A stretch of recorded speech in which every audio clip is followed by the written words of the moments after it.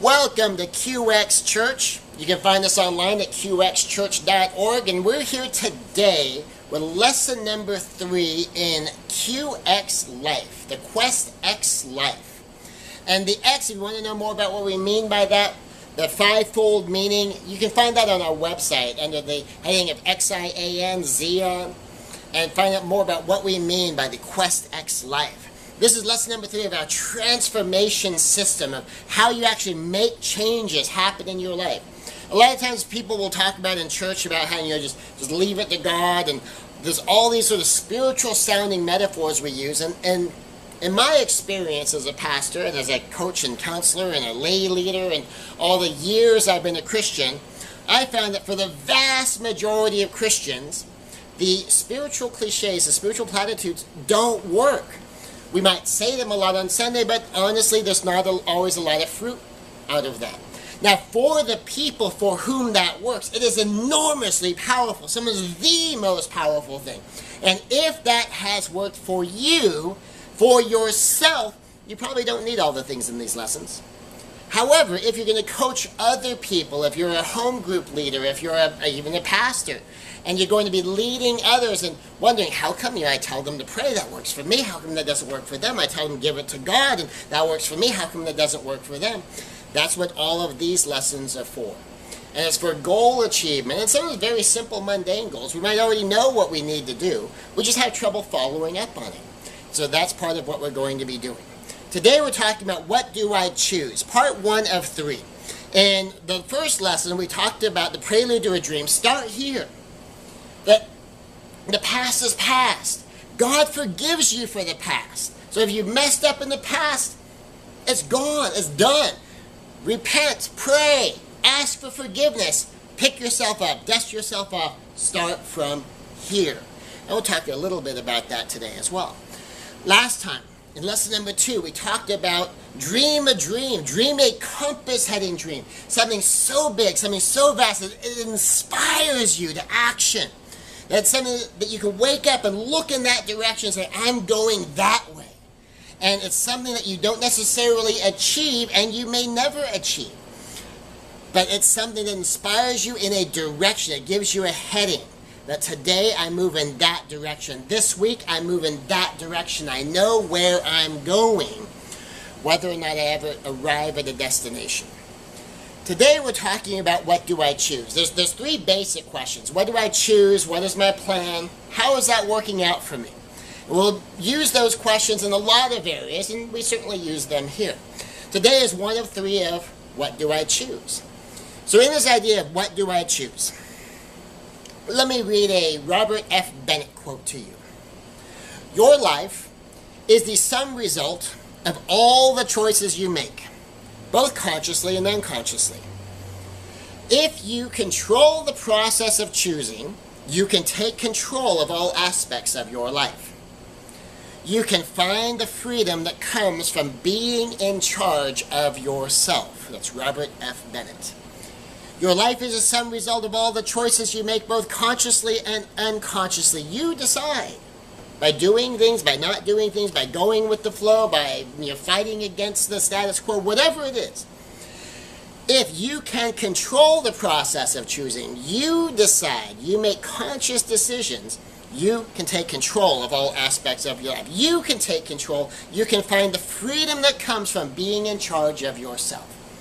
Now, of course, here in Christian circles, we like to say things like, well, God is in control. Let go, let God. Now, most of us have the experience, if we looked around and seen some people who said that sometimes people say that to just not take responsibility. They don't have control over their lives, but they claim that they just surrender it to God. Well, here's something that I need to say. Suppose I decide I want to give God a car. I want to donate a car to the church. And so I look at it in the parking lot and say, hey, that's a nice car. I'm going to give that car to the church. But it's your car. It's not my car, it's your car. And I decide to give God your car. Can I do that? Is that allowed? Can I, against your will, without you letting me do it, give God something that's not mine? Of course not. Of course not. I could give God my car. I could donate my car to the church because it's my car. I have it. I own it. I control it. It's mine to give. Likewise with control over one's own life. If you've surrendered control to the checkbook, you've given control to your job, you've surrendered control to your extended family, to the circumstances of life, you don't have it. And you're going to walk up to God and say, God, this thing that I don't have, that I've given over there, and over there, I want to give that to you. Well, I think God would probably say something to the effect of, well, tell you what, if you want to give something to me, it needs to be yours to give. If you want to give me control in your life, if you want to submit to my authority, you need to have the power over your own life to submit to me. Otherwise, you've given it to someone else. What you're really asking me to do is assume control over your checkbook and assume control over your boss and assume control over your circumstances. That's yours to control. And so we have to do our own homework. We have to take our own tests. And then we submit that to God. So what do you choose? Romans 8:28. And we know that for those who love God, all things work together for good, for those who are called according to his purpose. The idea here is start from here. Everything that's happened in your past, learn from it. Maybe you messed up yesterday. Maybe you messed up on your way here this morning. You can't undo your mess up. Learn from it. Apologize for it. But move forward from it. Now, if everything that had happened in your life, that lousy childhood sometimes that maybe you complain about, that terrible thing that was done to you, the incredibly difficult times you've been through, the horrible mistakes you've made, what if all of those just built a toolbox for you? And what if every one of those tools could be used for something good? Everything could be used for something good, even just for an insight and understanding. What if even the place you are right now, this horrible place you are right now, could be used for good? Like imagine, if I come to you and I say, I've got my great goal, I'm going to make $2 million. You might be impressed, go, whoa, you're going to make $2 million? Yeah, I only have $1.9 million right now, and my goal is $2 million. How many of you would look at me and go, whoa, that's an impressive goal. You're going to try to increase your net worth by 5%. Probably wouldn't be very impressed, would you? That wouldn't make an inspiring story. But what if I came to you and I said, I just filed bankruptcy. We just got buried. We lost our home. It got foreclosed on, and that's what we ended up bankrupt. I'm on food stamps right now. I'm collecting unemployment right now. I have a goal. I have a vision for $2 million. And I'm working on some ideas on how I can get there. And I'm looking at some opportunities, and I'm going to invest myself in the work and build some business work that I'm doing and get some of this going for me. And then I make it. From food stamps to millions? Now that's a story. Would that inspire somebody? You can't inspire someone with a 5% increase in your net worth. That could just be a raise at work. That could just be property values going up. But something coming from behind and getting that kind of vigor, that could be inspiring. That could be quite a toolbox. And even if you're starting at nothing, if you're starting at nothing because you had it and you lost it, well, you know how to build it. You built it before. You might just need to learn how to build it a little bit differently, but you've been there, you've done that. And maybe you just need to be there again and do that again, but in a little bit of a different way. But you have a starting point. You have some assets to begin with. You have some tools in your toolbox. And those tools can be used for good, for those who love God, for those who are called according to his will. I'll be perfectly blunt with you. Even if you don't love God, and even if you're not called according to his will, although I do believe all are called into relationship with Christ, but even if you don't have that, everything you've learned can be an asset. Every place you are can be an asset. You're in this country. Just being here is an asset. What can you do that you can do here that maybe you couldn't do elsewhere?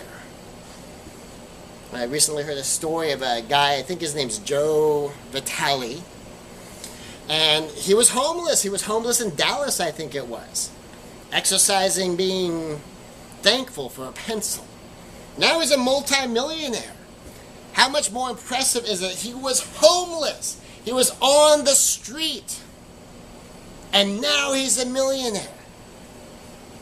That's impressive. So no matter where you start, you can achieve awesome things. What would be awesome from where you are? What do you choose? Start from here. Maybe you're starting halfway up the ladder already. Maybe you're starting on that bottom rung. Maybe you're starting so far back you're not even sure where the ladder is. Start from here. A Dennis Waitley quote: learn from the past. Set vivid, detailed goals for the future and live in the only moment of time in which you have any control. Now. Now is where you have control. You don't have control over the past. You don't have control over the future. But you can orient your present, your now, to aim in a direction and start off on that heading. Focus on the positive. Philippians 4:8. Focus on the positive.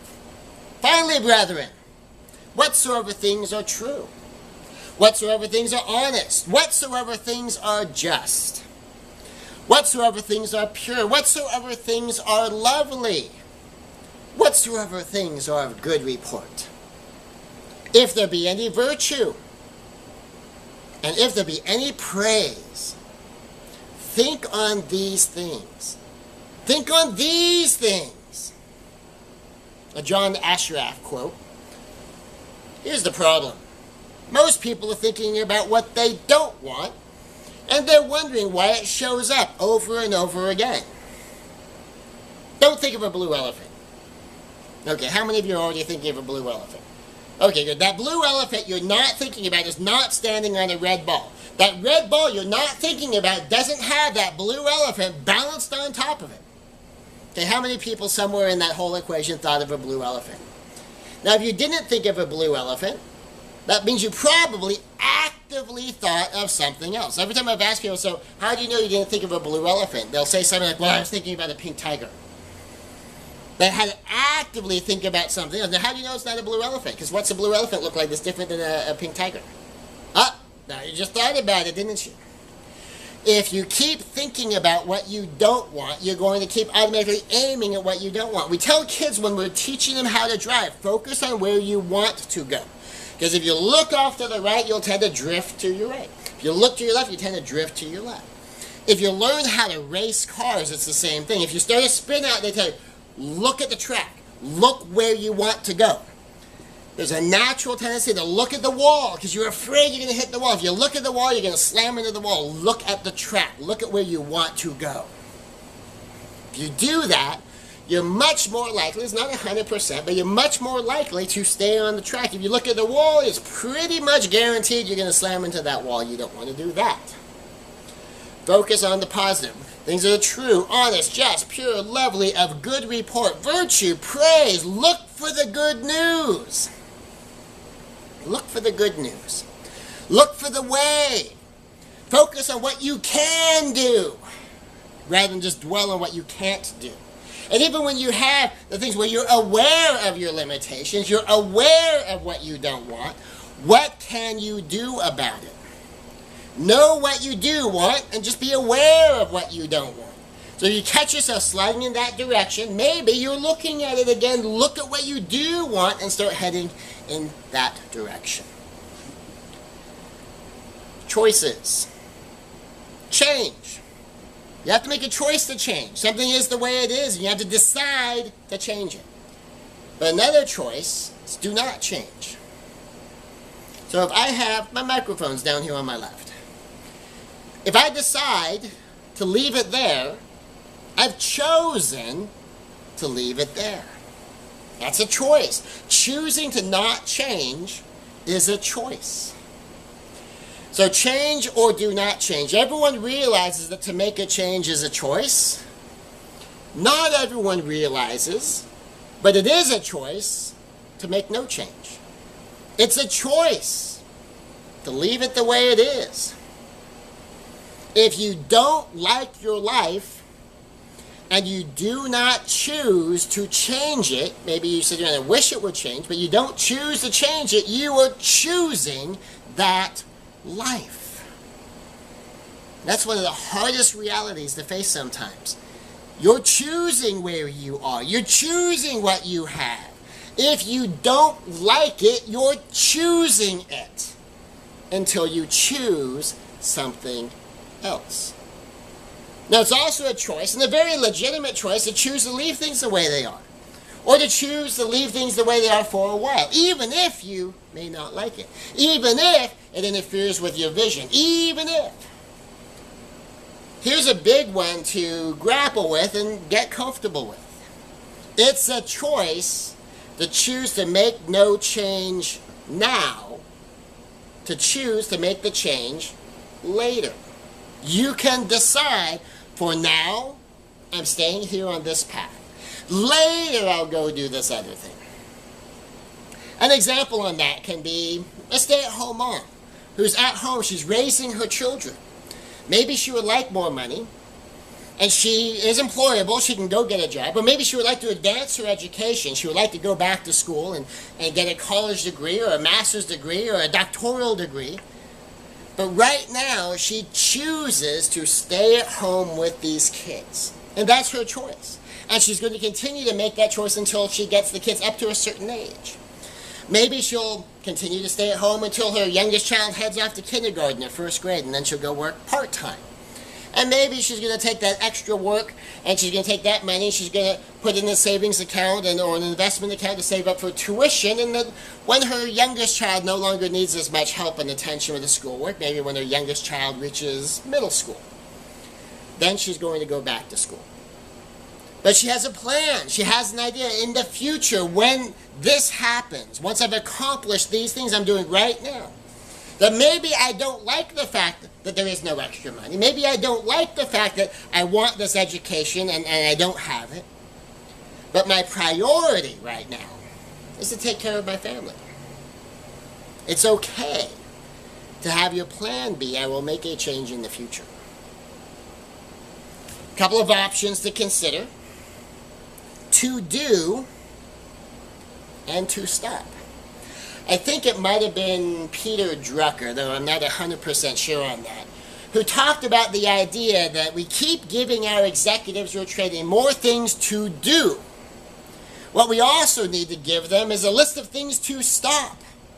We need to stop giving ourselves to-do lists and also give ourselves to-stop lists. Things to stop doing. The idea here is to make room. So you could have a goal to make something happen. You could also have a goal to make something stop happening. That you want to stop something. Now, it may require positive action to make something stop, but maybe a simpler thing is just stop. In a business standpoint, you might see that there's a division and it's really not doing well. You just need to shut it down. Okay, well then just stop. And clear that. Make room in space, make room in resources to do something different. And sometimes it's as simple as that. You just need to cut some stuff out. Maybe you need to finish something up in order to cut it out. Maybe you realize you're too busy. You've said yes to too many things. You're over volunteering here and volunteering there. And you could be at church 7 nights a week and you realize you have no time with your family. And this happens to clergy a lot. They forget that your first congregation is your family. Your first responsibility is your wife or your husband and your kids. And sometimes they get so invested in the things of God that they ignore the fact or lose sight of the fact that one of God's top priorities for you is that family. and that you need to spend some time with the family. And the idea that you put God first doesn't mean you ignore your family. If you're putting God first in the proper way, your family is going to be a significant and meaningful part of that equation. But maybe you've been volunteering for too many things. You're involved in every single ministry that there is, and 7 days a week you're doing something. There's some churches that no matter how big they get, they always carve out one night a week. There is no church activity. So no matter how involved somebody is, there's one night a week. They cannot do anything at church because there is nothing going on related to church. So that automatically carves out time to spend with family, friends, to build a life, to have a Sabbath from doing ministry. So sometimes we need a to-stop list. Sometimes we need to stop things from happening. Sometimes we need to finish up, our service maybe as a manager or coach for a little league team or something like that, and then don't volunteer next time. Maybe we need to finish up our stint as a small group fellowship leader, and then don't volunteer to do it again next time. Maybe we need to finish up our course as a Sunday school teacher, and then don't volunteer to teach Sunday school in the next cycle. Sometimes we need to stop. Sometimes we need to stop to make room. We need to make room in order to make new things happen.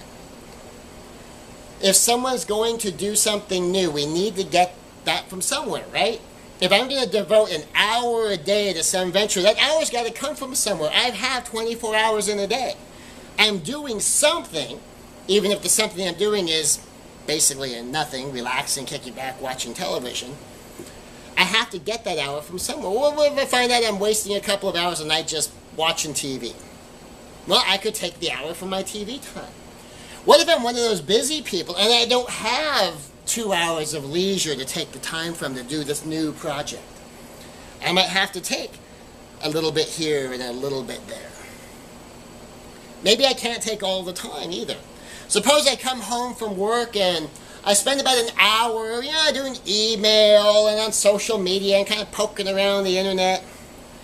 Well, I need to clear some of this. I mean, I could skip some parts and I could abbreviate other parts, but maybe I still need half an hour just to be up to speed and just to check in with the people I need to check in with.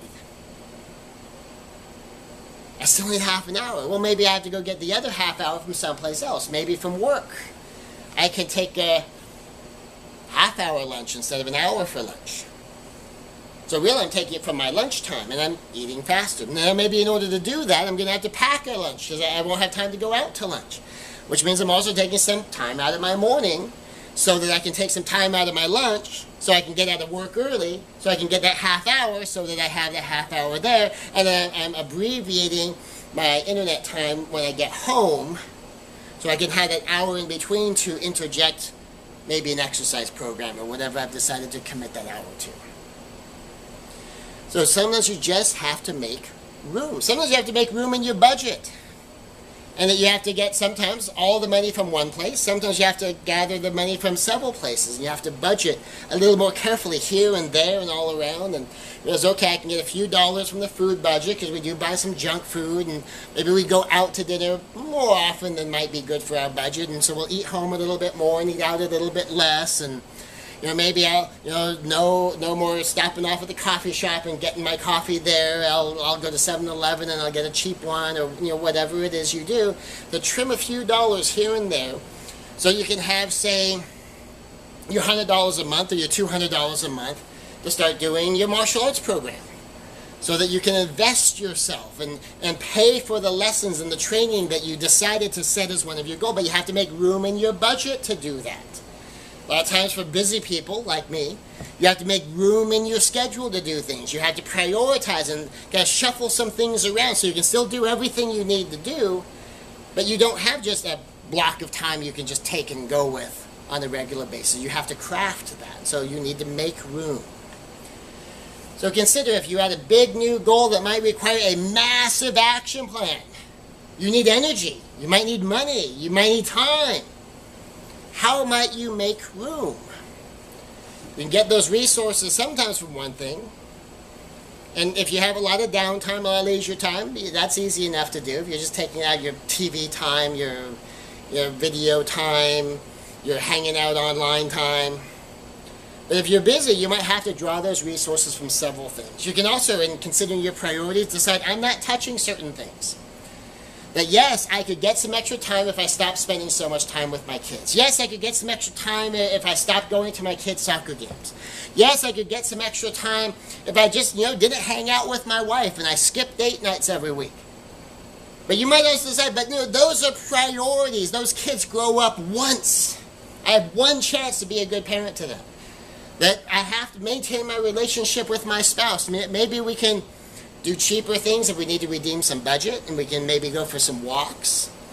Maybe we can even compress some of our time and spend a little less time on it, but I can't just skip date nights. I want to maintain this relationship. So you can set your priorities, consider your priorities. Now I have a whole program on an ultimate values workshop. And that's a whole thing, so I'm not going to deal with that in 90 seconds here, other than to say you can work out your personal values. Figure out what really is most important to you. How do you know you're achieving those values? But even without knowing all of that, and I do recommend doing that if you've never done that. That's the secret to unlocking just true transcendent joy in your life. It really is. It's powerful stuff. But even without learning all of that and doing that whole process, consider your priorities. What are your top priorities? What are the things you cannot sacrifice, or you can only tweak so much because they're critical to your life? They're central to your life. They're central to who you are, and you're not going to take those away. Consider your priorities and factor that into the equation. So make a list of possibilities. That's your assignment. So we began with a prelude to a dream to just begin to understand. You're starting here. What's your toolbox?